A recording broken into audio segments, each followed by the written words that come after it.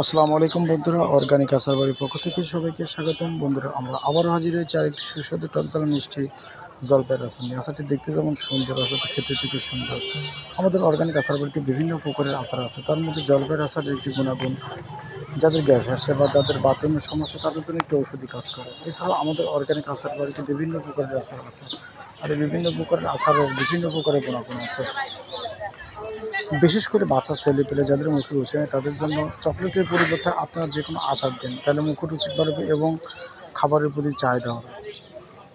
তো অর্গানিক আচার বাড়িতে যে কোনো আচার ভিডিও অথবা রেসিপি জানতে অর্গানিক আচার বাড়িতে